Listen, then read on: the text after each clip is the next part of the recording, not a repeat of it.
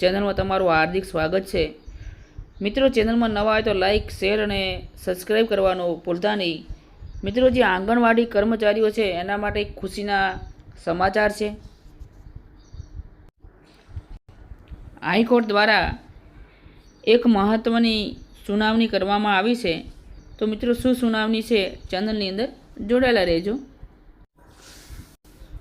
તો મિત્રો, આંગણવાડી વર્કર્સને 24,800 અને હેલ્પર્સને 20,300 વેતન ચૂકવવાનો હુકમ એમણે કર્યો છે। હવે આ બાજુ વાત કરીએ ગુજરાતની એક જે આંગણવાડી છે, એક ઐતિહાસિક અને સીમાચિહ્નરૂપ ચુકાદો આપતા આ આંગણવાડી વર્કર્સને અને આંગણવાડી હેલ્પર્સ માટે દિવાળી પહેલાં દિવાળી જેવો માહોલ ઊભો કરી આપ્યો છે। હાઈકોર્ટના જસ્ટિસ A.S. સુપૈયા અને જસ્ટિસ R.T.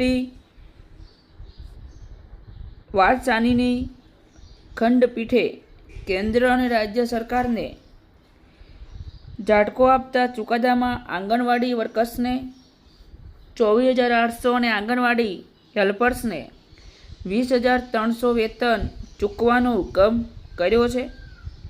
સિંગલ જજના આદેશને પડકારતી કેન્દ્ર અને રાજ્યની અપીલને રદ કરતા ઉક્ત ચુકાદો આપવામાં આવ્યો છે અને 1 એપ્રિલ 2025થી શરૂ થતા નાણાકીય વર્ષથી એરિયસ સાથે ચૂકવણી કરવાનો હુકમ પણ કરવામાં આવ્યો છે, જેથી રાજ્ય અને કેન્દ્રની તિજોરી પર કરોડો રૂપિયાનો બોજો પડી શકે છે।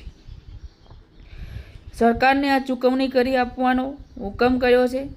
કેન્દ્ર અને રાજ્યના સંકલનમાં અથવા રાજ્ય સરકારે એકલા જ આ ચૂકવણી કરવાની રહેશે। આ સમગ્ર મામલે સિંગલ જજે વર્ષ 2024માં ચુકાદો આપ્યો હતો, જેને ડિવિઝન બેચમાં સરકારે પડકાર્યો હતો।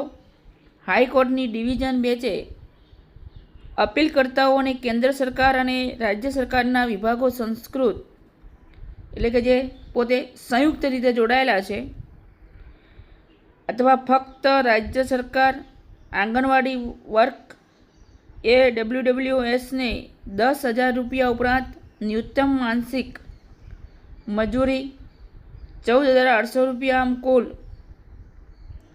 ખાસ કરીને 24,800 રૂપિયા અને આંગણવાડી સહાયકો જે હેલ્પર્સ છે એમને ન્યૂનતમ મજૂરી 14,800 રૂપિયા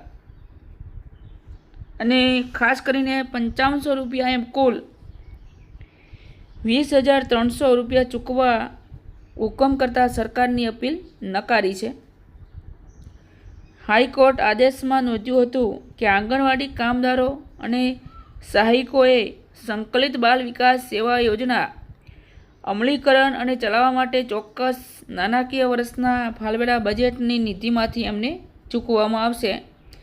અને આ બાજુ મિત્રો વાત કરીએ તો કેન્દ્ર અને રાજ્ય સરકારની તિજોરી પર કરોડોનો બોજો પડી શકે છે।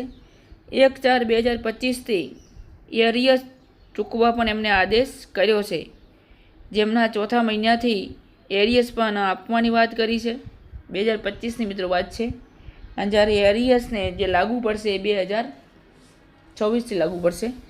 તો મિત્રો, ચેનલમાં નવા હોય તો લાઇક, શેર અને સબસ્ક્રાઈબ કરવાનું ભૂલતા નહીં। ફરી નેક્સ્ટ વિડીયોમાં મળીશું। જય હિન્દ, જય ભારત।